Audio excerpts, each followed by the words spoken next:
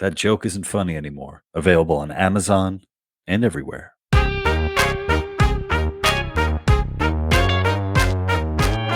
Hey guys, welcome back to the Lou Perez Podcast. I'm your host, Lou Perez, and I'm very happy to be joined this morning, although I don't know when you guys are watching this, but I'm happy to be joined by Jeremy Kauffman. He's a libertarian and a shill for big New Hampshire. So thank you, Jeremy, for joining me today. It's great to be here, and I guess in libertarian spaces, I'm kind of known for making these funny videos. So it's intimidating to talk to a person who's seriously funny. I'm just an amateur. I just play at it. So I'll do it. No, I appreciate that, and yeah, I mean what was the one video you did? People need to check out. Was it War is Gay? I think that's the one that the most people have seen. The War is Gay video. Yeah. Yeah, I mean, really well done, and it was shot great too. Who do you want to give a shout out to the? The person who made the video. I think his ego is too big already. It's getting a bit outsized, and so I try to just not mention it. Just kind of try to brush him under the table. Dan Smots is the guy. He's now doing videos for the Josh Smith campaign. Josh just had his first campaign video came out, and Dan once again did a very good job. So he's a real talent. And a real asset to the libertarian movement, because I think it's media and podcasts are definitely some of the things that I think it's a lot more effective than just the arguments. So yeah, he does a good job with that. Yeah, and I really appreciate you lending humor to a lot of this stuff too, because I feel like when I was getting into like doing like political satire, I felt like being a libertarian just sort of it sort of gave me like a natural point of view where technically I can take on both sides and find humor in that. And I feel like I don't know. I feel like humor has kind of like a small L libertarian bent to it. What do you think? Yeah. Well, humor is the tool of the faction that's out of power, right? Right. and that's the faction that's never been in power. Humor has always been on our side, right? Because when have the libertarians ever had enough power to become the humorless ones, the ones to which the humor is a threat? Because I think that is actually the purpose of the humor, at least some of the humor. And this is kind of not to get, I guess, maybe to get too serious about it. Sort of implicit in a lot of these fights about messaging, at least as I see it, is like, are you trying to meet people in their own frame? Are you trying to explain to them inside of their own existing sort of frame of the world why libertarianism is better for them? That markets can just produce this outcome that you want or whatever, versus this strategy of expressing libertarianism as this sort of different frame, this different ethical or moral frame, and trying to bring people into it and try, so basically whether you're meeting people where they are or trying to get that and explain it in their terms versus trying to get them into your own view. And I think jokes are one of the things that can kind of get people to see things a little bit differently. They can get people to recognize without being threatened. That's the other thing. Arguments are threatening. We get defensive. Being wrong about things. We used to get killed for that. Do you know that? We used to just be on the wrong side of some political thing and you just die. Never been wrong, man. Sorry. Still living. Well, we're enlightened now, I guess. So we don't do that quite as much. Now you just get like arrested. But it used to be, so I think like this stuff, we view it as like really as like psychologically threatening, these political arguments, and so humor can be a way of getting that to be a less threatening. When you're less threatened, you can entertain the ideas better. And so I think humor is good at allowing that kind of thing, that consideration to happen in a less threatening way. Yeah, and I when I was doing stuff for We the Internet TV in particular, sort of like the idea was to use humor as a way to take on controversial subjects and start conversations. And for a while, I was like, yeah, this is the way to get people talking and all that. And then after a while, I was like, I don't know if the motives were like that benign, or it's sort of like, it seemed like there was like a lot behind that, or a lot of effort, to make that a thing, as opposed to it's like, No, I don't actually think I'm going to persuade anybody that, they're wrong and I'm right. But what I can do is sort of like exercise, my vision or my artistic vision and just put it out there. And if people dig it, they dig it. If they don't like it, hey, that's fine. And I feel like I know, like over the years, I've sort of like, I don't know, I think I've stepped back from the idea that I can kind of like change people or bring people over to my side. Like it's just like, man, it's a big effort, and it's kind of like, I don't know, patronizing in a way where it's sort of like, okay, you hold this belief very strongly.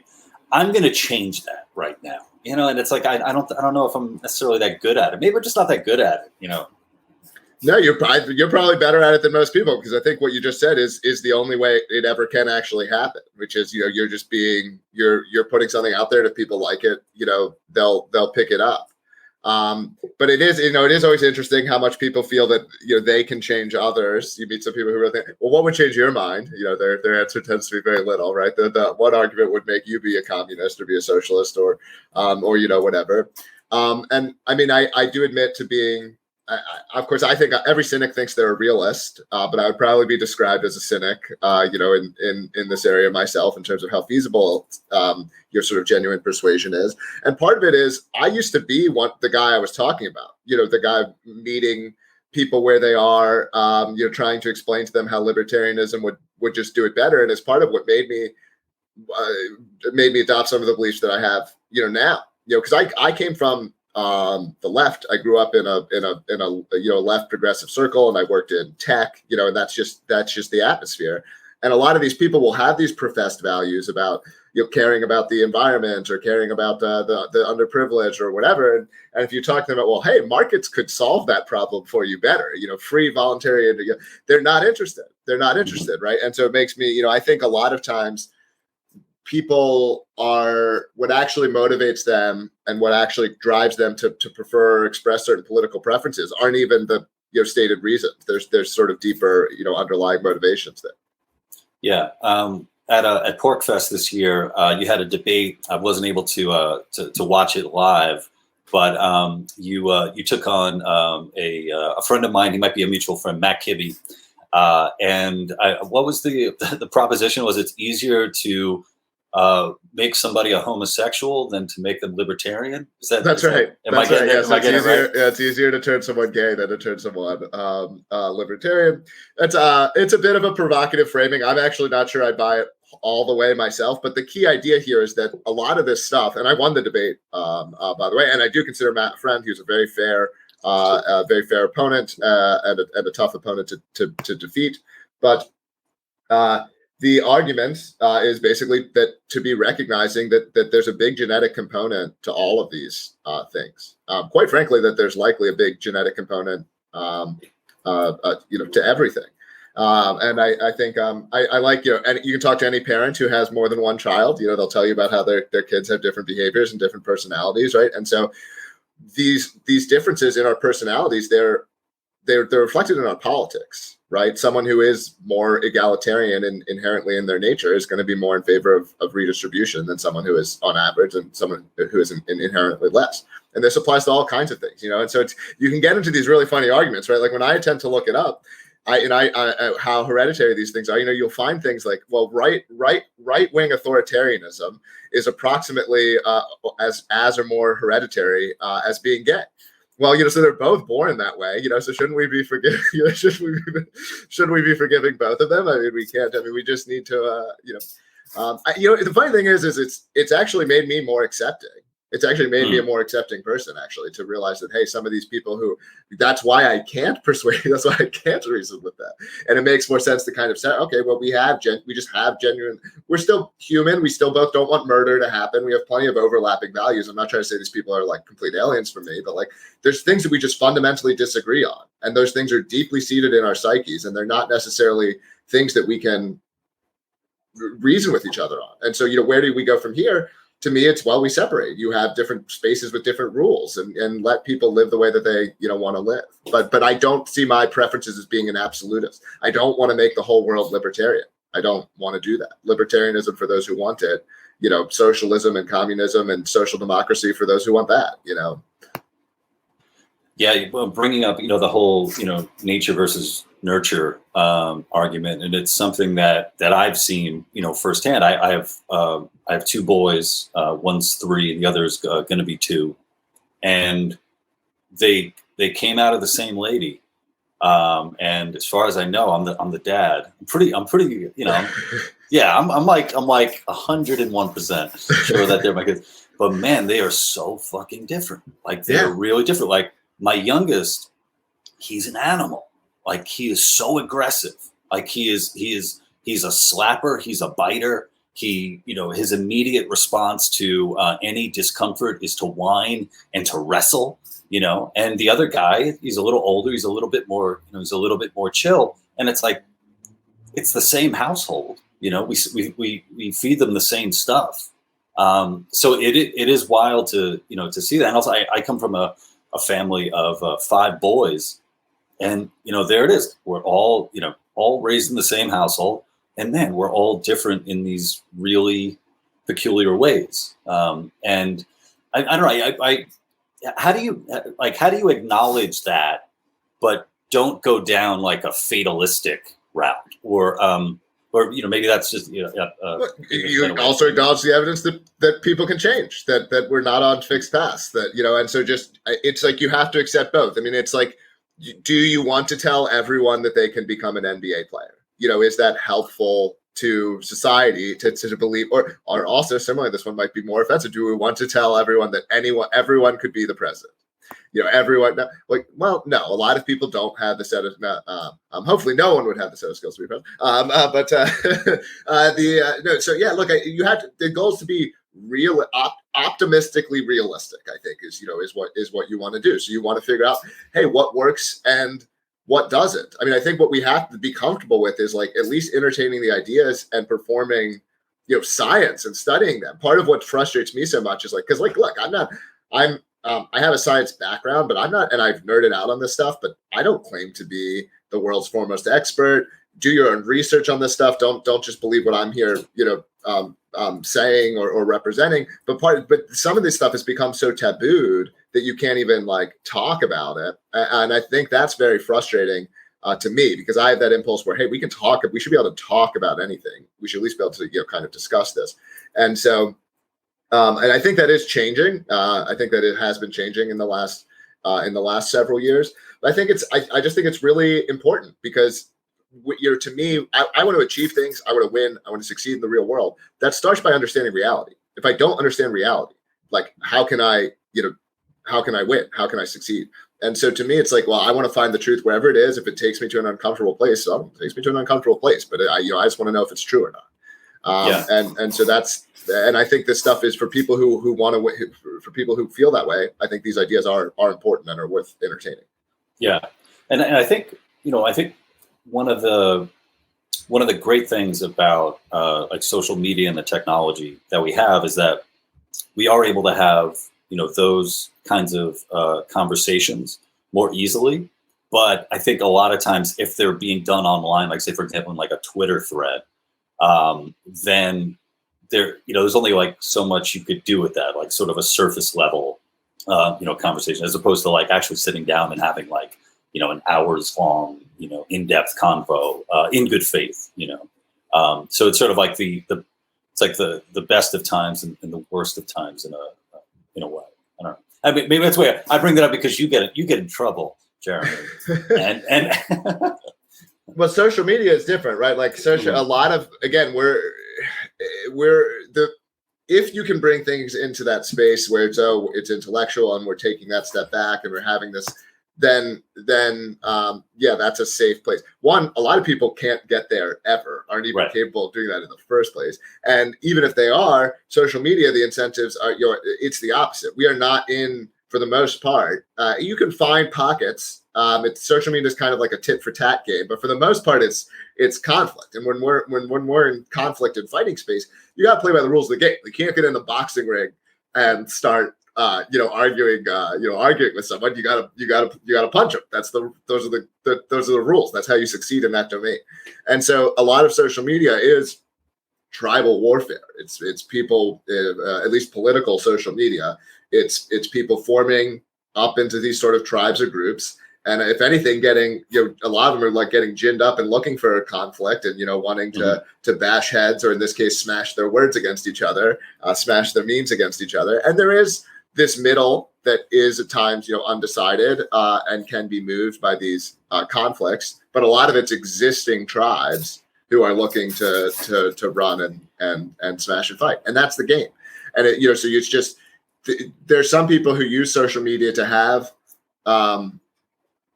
longer form, more detailed conversations, and I will do that with my own account at times when it's the right space for that.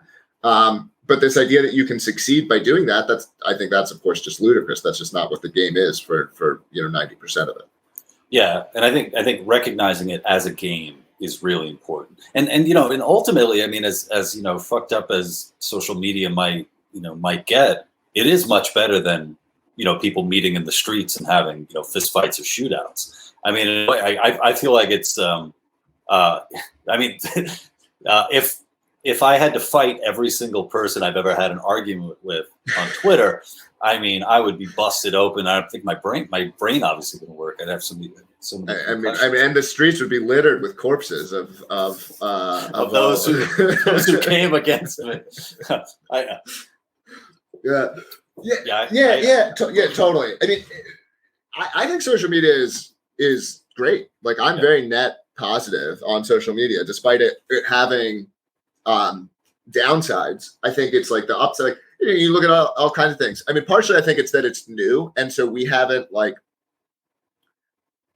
adapted. I think like a generation later, we're going to be much more hardened to it. It's like when people invented the first time money was invented and people came up with compound interest, and it was just really easy to trick people because they did not, they couldn't do interest calculations or whatever. There's these new novel things, abundant calories, right? We're not ready. The fact that calories are abundant and everywhere is a net positive for humanity, but obviously then it comes with some until we adapt a little bit or get smarter about it or whatever, it has some downsides as well. And so I think social media is very much in this. It's very new, and so all these things are new. But I think as people grow up with it more and it becomes more normal, I also think we'll get more hardened and resilient to the downsides, while still being able to get the upsides, which is this free interchange of information, this ability for it really is incredible. Twitter specifically, this ability to find even a small account that says the right thing at the right time can get seen by millions of people. And so this ability for sort of the best memes, the best nuggets of information to be floating to the top in this sort of market-based competitive space, I think it's what it actually produces in terms of information, and I mean memes and arguments and everything inside of that word information. It's really amazing. It's beautiful, and it's beautiful. And so I think I'm very, very, very positive on it overall.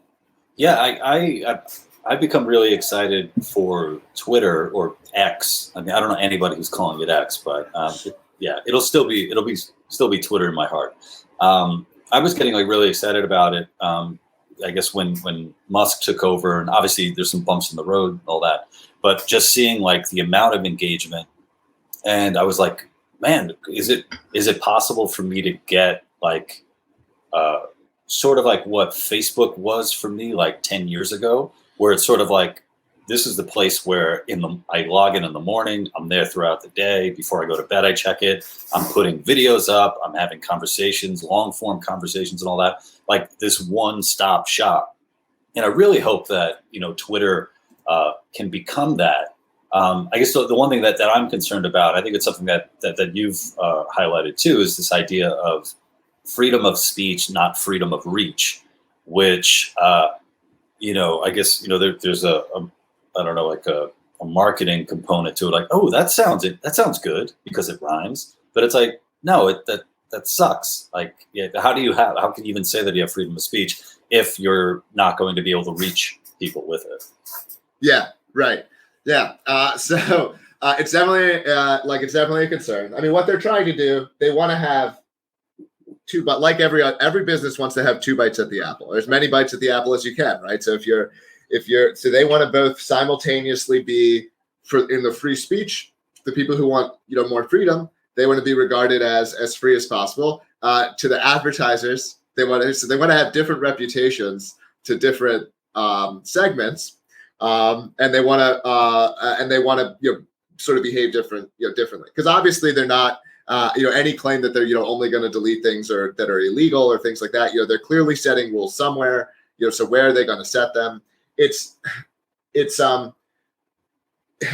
is something I have actually spent a lot of time dealing with myself, because you're running, founding LBRY and Odysee. Odysee is being used by hundreds of thousands or millions of people, each day. How you're dealing with moderation and these kinds of things, and it is like it's a genuine challenge. Like I don't think they're getting it right, but it is like it is a genuinely hard.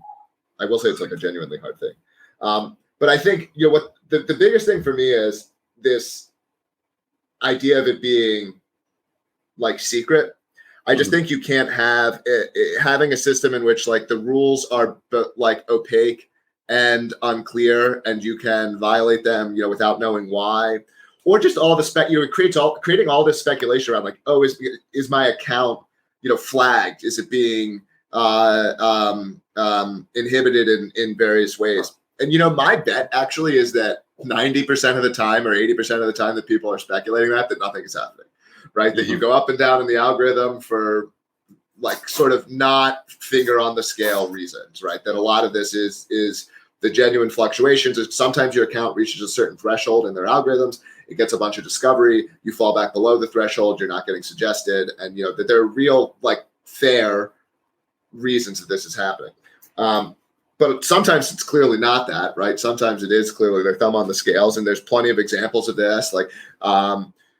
Twitter obviously has admitted it. A couple years back, YouTube accidentally was leaking this stuff in their API responses. And so people captured a bunch of the numbers, and people knew literally there was a plus minus number that was being assigned to each account from YouTube themselves, which was like, how much do we like this content? And it was related to brand safety and other factors, but it was their thumb on the scale, separate from other, how much do people like it? How much are they engaging with it? This is their thumb on the scale factor, right? And I'm sure that Twitter still has like thumb on the scale factors. And Musk has promised that he would expose more of this stuff. And this is one of the areas he hasn't delivered. We've also continued to see accounts get banned that I followed and that I would like to, continue to follow.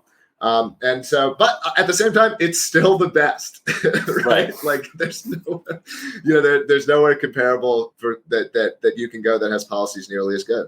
And so, I think I plan to continue to use it, but simultaneously, pushing to hopefully get it to continue to be better. Yeah, on the with LBRY and Odysee. So LBRY is something that I had heard about a while back, but I never got into. I think a lot of blockchain stuff, I don't understand it. So I sort of like I'll stick to things I can wrap my head around. But with Odysee, what I really liked about Odysee is that basically I linked it with my YouTube. So anytime I would, put something up on YouTube, it would automatically come up on Odysee, which I felt like was such an easy, it was like, wow, thank you. This is so much easier than, having to do like separate, uploads and all that. What's going on? Can you talk about what's going on with LBRY and Odysee? I don't want to put you like in a position. Yeah, it's a bit complicated. We're not dead yet, but there's a number of various stakeholders that I'm trying to get to agree with one another, and that can be a challenge. And that there's one of those stakeholders still is the government, and they're quite a challenge. So I mean, they really look what you said about. Blockchain being, sort of like hard to use and opaque and all this stuff. Like that is 100% where my head is at. I'm not someone who likes the nerdy stuff for its own sake. Like, this stuff should exist to solve problems, right? A car is complicated, but no one needs to know how their car works to drive it. People do great, and so, that's my attitude with the software that I make. But I also wanted to make software. I wanted to make software that we could really bring to the masses. And of course, we got caught in these legal wranglings that really sort of strangled the company, and it's kind of still ongoing. I am optimistic for the future, though. Like Odysee still has a substantial amount of traffic, and I think we're going to be hopefully we'll be getting something together in the near future, and we'll have some actual news out. But and there's still legal complications, basically. Yeah, and another thing I really like about Odysee too is that there's a plugin, at least in Chrome, I think, where if you go to YouTube and you click on a video, if that video exists on Odysee, it will bring you to Odysee to watch the video, which I think is really cool. But also, like, how the fuck did you get YouTube to be like, yeah, you guys can do that? We didn't. We just did it anyway. But that's the strat. I mean, we don't have YouTube's permission for any of those things. We have permission of the content creator to do those things, and the content creator owns their content, so we're complying with the law. But that strategy. I mean, I'm sure that your podcast audience is full of people attempting to compete with big tech, so they'll love the direction that's kind of that. But no, that's the strategy that people need to use if they want to build these alternatives.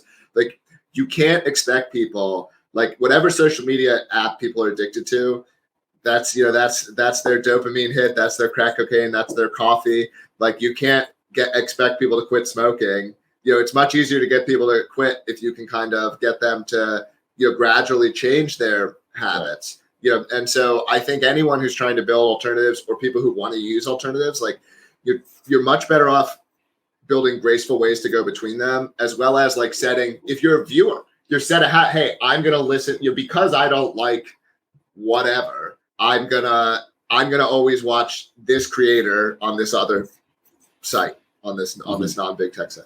And so, like, that and that way, it's not, you don't have to quit YouTube, but you can, replace some portion of it and start getting some momentum behind the other things. Because it never happens. I mean, even if you think about, like, the failure of MySpace, which was probably one of the biggest social media sites ever to fail. It's not like one day everyone was on MySpace and the next day everyone left. It's this gradual kind of ebb and flow of how one takes over from what came before.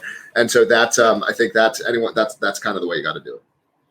Yeah. Oh man, I have MySpace memories. The first video of that I made with my partner Greg and Lou, we did a parody of Die Hard. It's called Die Hard, I Love My Wife, and it started as a live sketch we would perform. We shot it, we put it on MySpace, and I remember because I think I was in Prague, like on like vacation with my brothers, and like logging into like dial up, and then just watching it, like hundreds and hundreds of thousands of views, like within a couple of days, and then I forget when, maybe like a week later, it lost everything. Like it just shut down. I don't know if we hit so many views that it couldn't handle it. But like even then, like if that were to happen to me now, I would be so upset and bummed out about it, because I understand just sort of like what that reach actually means. But at the time, I was like, oh, that sucks. But on to the next thing, and then it's like shit, Yeah, well, it's like the early days of like the NBA, where as much the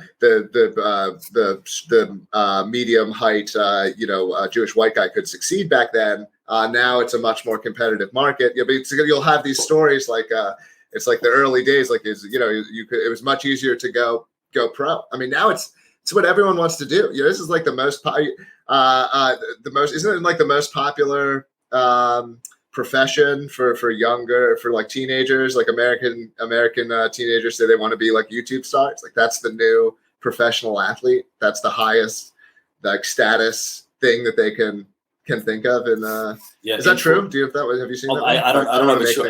Okay. Probably. I mean, probably. I mean, it's like, well, which kind of influencer do you want to be? Do you want to be the TikTok guy? Do you want to be the streamer? Do you want to? And I guess with streamers, there's gaming involved and all that. Yeah, it's just it's different. The world that we're in. The kids are in nowadays. It's tough for me to like even get my head around the stuff, the scale of something, because like I'm not really a personality guy. Like there are people who I follow people like for their ideas, but if I'm following someone for their ideas, they're not like people who have these like 100 million followers. Like it's about them, and that's like there's no one who I follow because I'm like, oh, I want to, like I'm into this this personality. But obviously that's how a bunch of people are, right? So all of these kids are are hanging on to these people's every word or whatever, or they're very interested in what they have to say. Yeah. So something you brought up about being a average size Jewish NBA player back in the day. Something that I wanted to ask you about was anti-Semitism, broadly speaking, but then also anti-Semitism within the liberty movement. And I look, I'm a part of the liberty movement, so yeah. I'm not painting everybody with a broad brush, but remember years and years ago, actually it was the first PorcFest that I ever went to. I was talking to a Orthodox Jew who was, I think he was moving to New Hampshire, and it was like a time of like message boards and stuff, and a lot of like you would hear the Rothschilds and a lot of this conspiracy stuff that ultimately it's like you peel back enough layers, it's like, oh, you're an anti-Semite. I mean, that you're that's what's going on, and sort of I was just talking to him about the friction between like being a part of this movement where you have these characters in it who believe really just I don't know bullshit ideas. Yeah. Well, so it's a complicated subject, so I'm happy to talk about it. I mean, I think it's one of those things where first, like, it's one of those terms similar to racism, where there's like a very wide way in which it's used. Right. In the sort of narrow form of both of them, right? Like, which is like actually disliking someone because they're Jewish intrinsically, or actually disliking someone because of a certain race intrinsically. I think that's a terrible thing to do. That's the kind of behavior that we should absolutely be tabooing. But I think a lot of similarly what's called anti-Semitism is not actually that, right? So that a lot of what's called is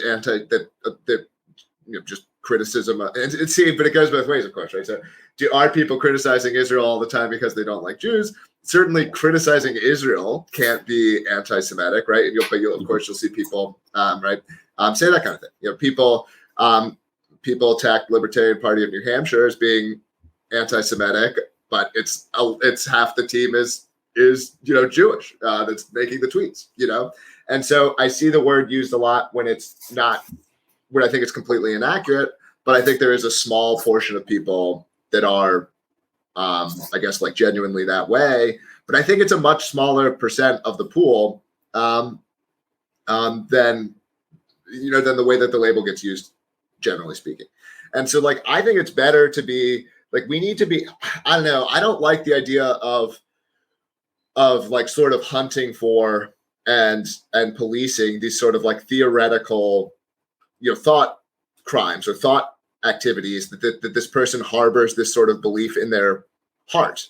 Like if I have no problem sort of going, if someone is accused of actually doing something to a Jewish person, someone is accused of an act of a violation of some kind, but this idea of like scrutinizing statements to try to find that they do actually, I mean, I don't know, like I'm not saying I approve of the attitude, but I see it so misapplied. I see like just because if 90% of the hunts for a racist or an anti-Semite are like against people who don't deserve it, then I just kind of want to discourage hunting, even if there are some people who deserve it, right?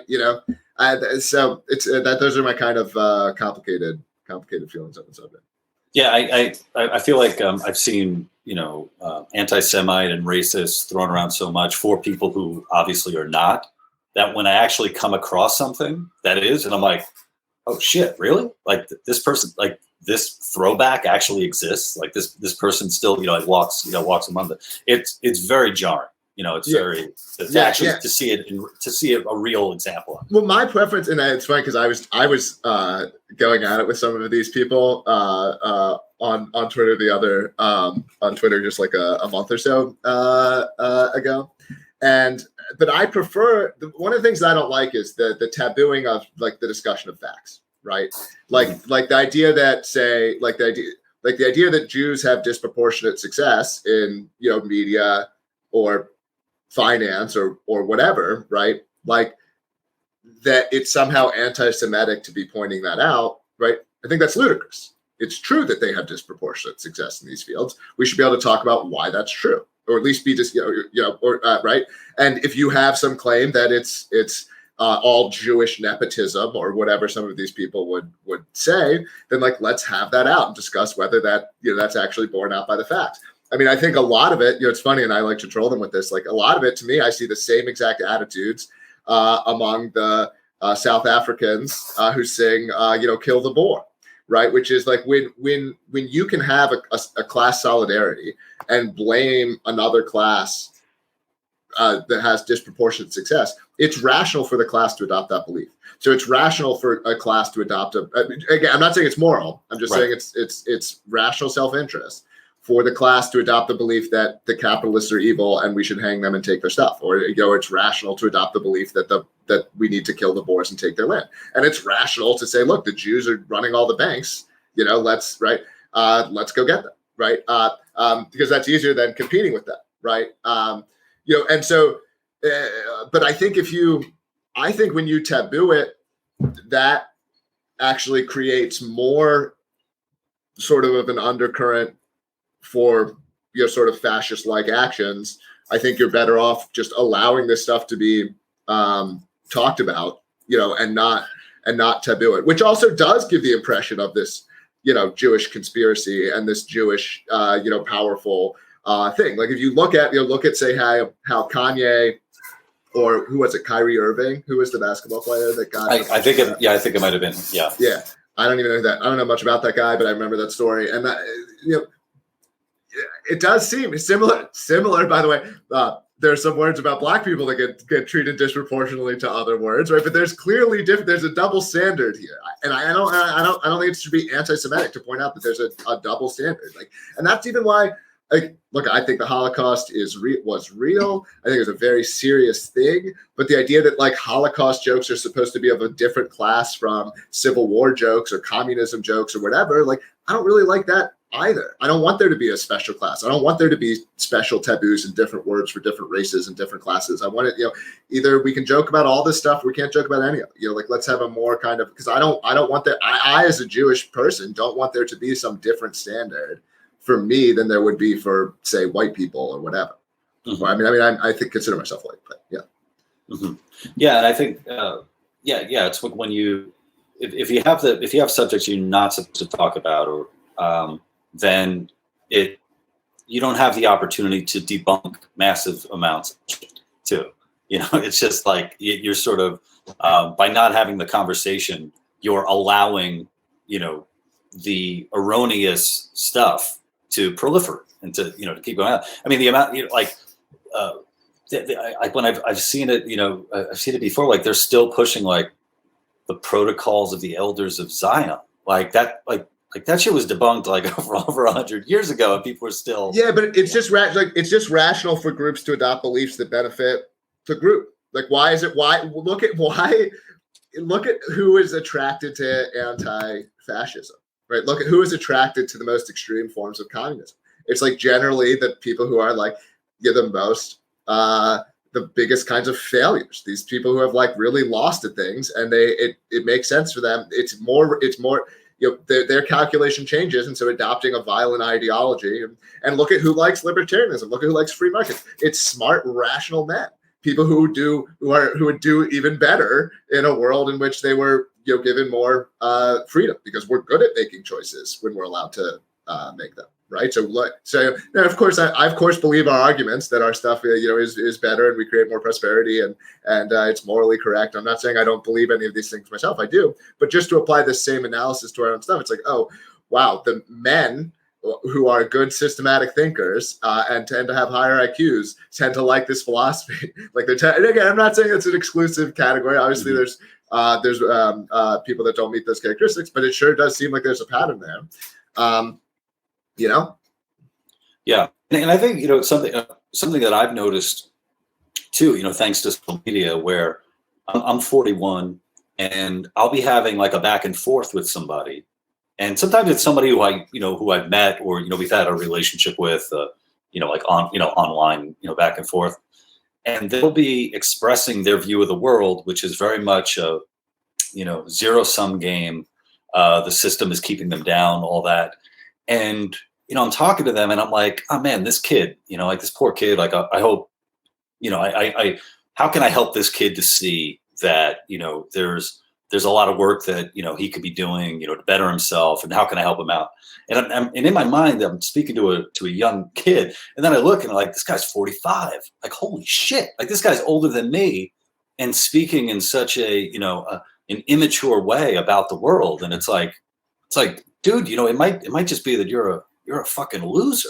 Like, and the idea that, maybe nobody's actually just like pulled this person aside and said, hey man, you're the one who's fucked up yourself, Sure. But also, like, it's rational for that. And like, it's also rational for them, for that class. And by the way, I don't think they're always, I'm not trying to say that there's like inherently always a loser class. Like, I don't think that's necessarily true. I think there's probably some percentage of people that are going to be like,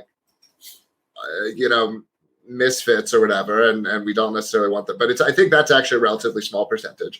I think that the vast majority of people can be sort of integrated and be sort of productive pro-social members of society. But it's just, I don't know how it's ever not going to be rational for that person to believe that, or that people at that sort of class, even if they're integrated, to not, why is that person not going to believe it? It's bet hey, they cheated somehow, or they, whatever, it was unfair in some way, and that's why I lost. I mean, this is just part of being human. I mean, everyone thinks the referee was unfair to their team. Everyone thinks the other team cheated and got away with stuff. It's just inherent in our psychology. And so this idea that, like, so I also see, for example, sort of some of this conflict and strife and coalitions forming against coalitions, the political nature of being human. It's all, none of it goes away under any system. It's all inevitable, and we'll all go on until either the AIs will replace us, or it will just be the way we are as we spread throughout the stars. It's just, the incentives are there, and it's just part of who we are. Mm-hmm. For anybody who may have picked up The Guardian or opened the web browser, when I was reading an article I saw about LBRY, the one word that they kept going with was extremist. And so I guess you were an extremist. LBRY and Odysee were homes to extremists. You were giving voice to extremists and all that. And I'm just thinking, like, man, if there's just like one word that to me means nothing, it's got to be the word extremist, because I don't even know what that means, other than just like a scare word. Yeah, well, that is what it is. I mean, and look, this is the tactic, because I think anyone who ever has a conversation with me would find me to be like a pretty reasonable person. Like, you might not agree with me, but like I would have clear motivations and reasons for beliefs and so on. Well, that's scary, right? You don't want to have someone advancing that kinds of ideas that I try to advance and let people, hear me too much. What's very important is that, that as many people know as possible that, like, I am a no bad person, before they ever hear any words, come out of my mouth. So, I mean, I think there's been, you see that, I see that about, myself, just with the Free State Project, in general. That's absolutely the way that they like, trying to paint us, up here. And look, I guess, in terms of liberty and freedom, like, I am an extremist. I believe in it as much as I think one can. That we ought to be able to make choices for ourselves and own ourselves, and these sort of core libertarian ethical beliefs. I believe in them very deeply, and I'm trying to make them a reality. Both for myself and my family and my children. And so I what's the Barry Goldwater quote about extremism, right? Extremism in defense of liberty is no vice, or something like that. Moderation in defense of tyranny is no virtue. I butchered it a little bit, but it's something like no, you made it your own. You made it your own. Well, somebody. So with the Free State Project, for if I were to summarize, if I get it wrong, the idea has been, it's, you guys have worked going on like maybe like 20 years or so at this point. The idea is libertarians, ANCAPs, anarchists, freedom-loving people will move to this state and slowly sort of take over the state and make it a more free one. Is that kind of a good summary? that's pretty close. Yeah, the idea is, I mean, it's recognition. At least my personal journey. Not everyone would even agree with what I'm about to say, but my personal journey ties into other things I've said about this episode. Just sort of recognizing that, hey, I sincerely believe in this thing. Other people don't. That's okay. Other people don't have to believe in it. There's enough people who do believe in it, millions of us, that we ought to be able to live in accordance with our values. And so the more of us that get together, the more we're able to achieve that. There are dozens of us elected to the state house, including the House Majority Leader. We've really become one of the most powerful and prominent political factions inside of the state, to the point that RFK, Vivek, Tulsi are all coming to court us, coming to our spaces, reaching out to us and saying, can we come to your events? Mainstream press can't stop talking about us. New York Times, Boston Globe, of course, they tell very slanted and false stories about us. But the fact that they're talking about us means that we're really succeeding. I think it's hard to count us, but I think there's more than 10,000 of us. And it's, one person can have a really big impact. So you can imagine getting more and more of these people who are really active, who are getting involved in various ways, who are becoming leaders in their communities, and it's working. I have a talk actually called "Doing What Must Be Done" that I gave at PorcFest. So for anyone who's new to the movement, it's kind of like my 30-minute intro into what we're doing and why it's important. Every libertarian, you don't have to believe all this stuff. It's grandiose, but you should visit. I think that's the real thing. It's like, even if you think it's only 5% likely to be true, it's still worth exploring, because it's huge upside if this idea can work. And so come out for a visit to New Hampshire sometime, contact the Free State Project. We'll help you plan a trip and all this stuff. Come to PorcFest, or it's something, right? Like I remember you came out to a comedy show during COVID when everyone was doing masks, and we had like 60 people, in a room, mask free, in the middle of COVID for a Lou Perez show. And so that's the kind of stuff that you can do when you have enough libertarians together. Yeah, and I have to say, for comedians looking for places to perform, like the Free Staters are just a great audience, great crowd. And for that show, I remember the first thing I said was, oh my God, this is normal. Like it's so abnormal how normal it was to be in that room with all those people who were looking there to laugh. And I brought two friends of mine, two other comedians, up for that show. And then afterward, my one friend described it as he's like, what to expect at a libertarian show. He's like, afterward, the guy with a gun on his open carrying sent him some Bitcoin, as like a thank you. And he was like, and like somebody, I think somebody responded to him. I'm like, oh my God, seriously? Like, that's crazy. He's like, actually, they were really sweet. Like, everyone was really nice and all that. And, you should go check it out. Check it out for yourself. But no, I've had such great experiences. Driving up and performing for you guys, and also this time PorcFest was a little tricky because I fucked up and I brought my family. That's not why I fucked up.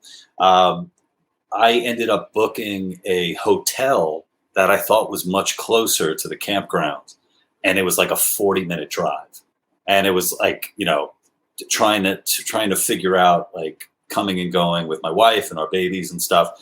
So now we know next time, figure out better accommodations. Well, something I wanted to talk to you about,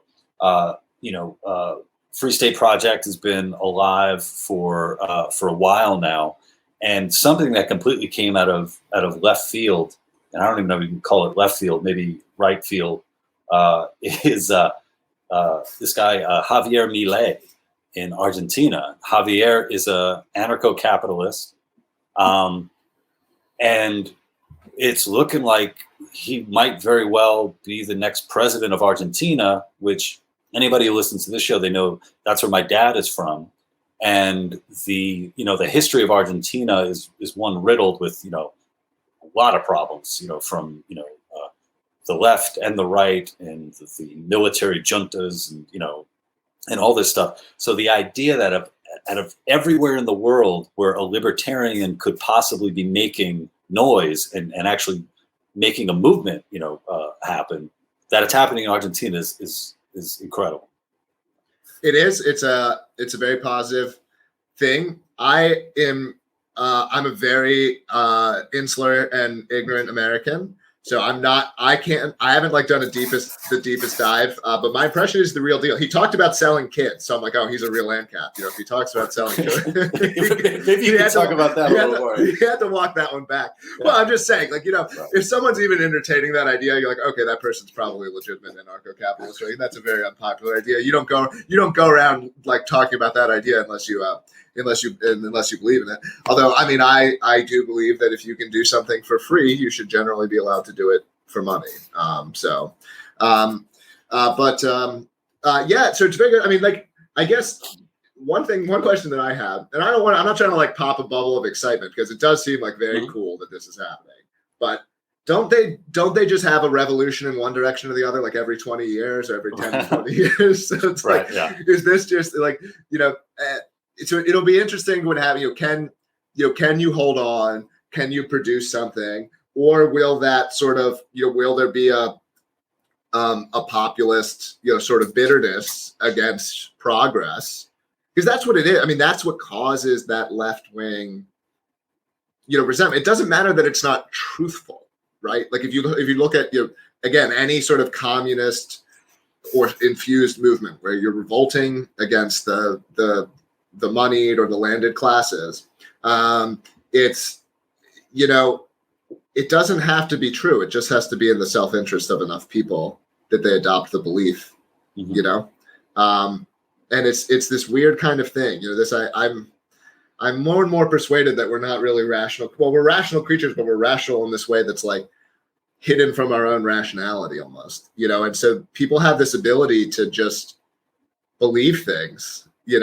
Right. And you're not going to reason them out of their communist revolt. And so that's the question is I hope it can happen. You can look at, and I'm not saying he's libertarian, but you can also look at what's happening in El Salvador, and if they're, even just a competition for government, makes the world a much better place. I would rather be going closer to full ANCAP, but look, if governments are just being competitive and saying, look, instead of competing to tear down the productive people and give more to our citizens, if they're now instead competing to attract people who want to build things and people who want to be productive, even that would be a very positive change. So I think on the whole, it's all got to be viewed very positively.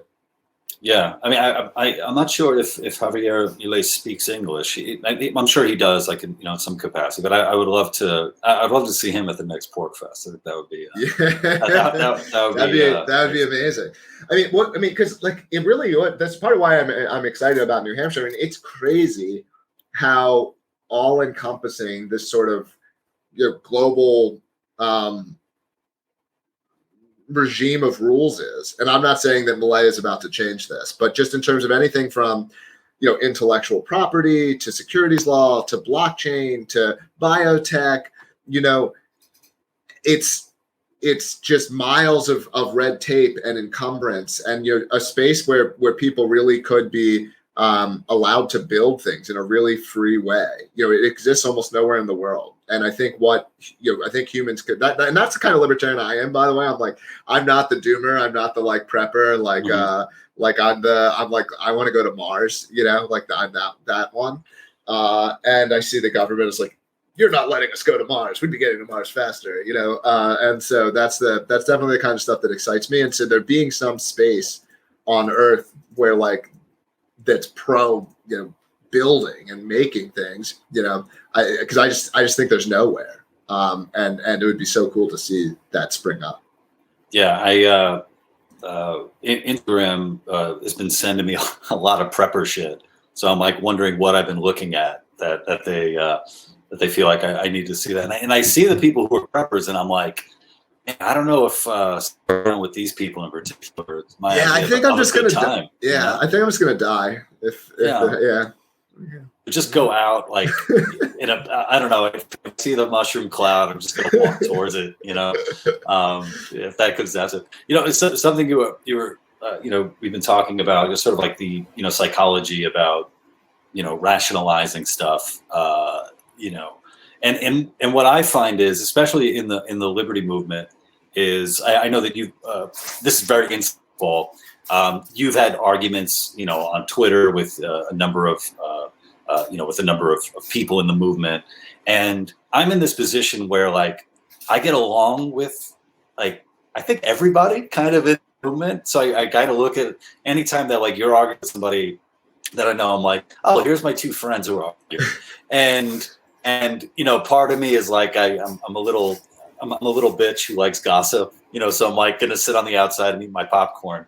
But ultimately, I feel like I don't know. I feel like I'm biased in that if I like people, like I kind of let them get away with stuff that I might otherwise jump down somebody's, you know, gullet over, you know. So it's like, oh, Jeremy wrote this thing that I'm out there, but I like Jeremy, or you know, or you know, and I'll say, you know, Maj, like I like Maj, you know. So you know, it's sort of like, hopefully, hopefully, I don't know, we could all like, you know, sort of keep like the good things in mind. And you know, totally. And no one has to agree with me on anything that I've got that's a controversial take. I'm not trying to draw lines in the sand. I'm not trying to, you're with us or against us, you know, or anything like that. I don't even see these people as my enemy. I do admit that like I am like probably more comfortable with just like arguing and conflict than a lot of people are. And I've seen that even running my own companies. I'm like, where people be like, that was pretty intense. I was like, what do you mean? We're just having an argument. I was like, we're just friends again. You know, it's like, I mean, like I'm not, and also part of that is, you know, I said it's social media, right? Which is partially, you know, we're in a boxing ring, right? And so if I perceive someone as like sort of coming at me or coming at a brand that I'm helping represent, then like, again, if I'm getting punched, if you are throwing a punch, I have to throw a punch back. I can't, please don't punch me. It is rude when you punch me. Like that is not, you know, that's just not the right, you can't respond right that way. For the most part, occasionally you can. And so that's, you know, that's it. You know, and I've been trying to, feel free to call me out. Anyone can, you can clip this and throw it back in my face. I'm trying to take like a tit for tat approach. So if someone is like, with libertarians, I'll punch a non-libertarian first. But if it's someone who's like supposed to be on my team, like we're trying never to be throwing the first punch. If we feel that people come at us, you know, then we feel that we've got to, you know, respond. Is kind of how we're trying to be with that kind of stuff. So, but yeah, and I do see us as on, you know, I do see us as ultimately on the same team, and I'm always happy to like talk it out, you know, with anyone. Like the Maj one, Maj was never interested in having a conversation. He's explicitly unwilling and uninterested in having a conversation. You know, so it's like doesn't, you know, I don't know where you can go from there. A lot of the haters aren't interested. I'll talk to anyone. I went on to Fakertarians by myself, like, you know, 2 years ago, and talked to all 7 of them at the same time. So like, you know, I'm not someone who shies away from talking to someone, and I'll do it without being rude or aggressive, so long as they, you know, return the favor. Yeah. Well, you know, I hold out hope that, you know, there's more, you know, conversations to have. And, you know, dude, thanks for coming by and having a conversation with me. So I really appreciate it. Yeah. Sweet. You're fun to talk to. So you can follow me on Twitter and come visit New Hampshire if you enjoyed the show and you're still listening.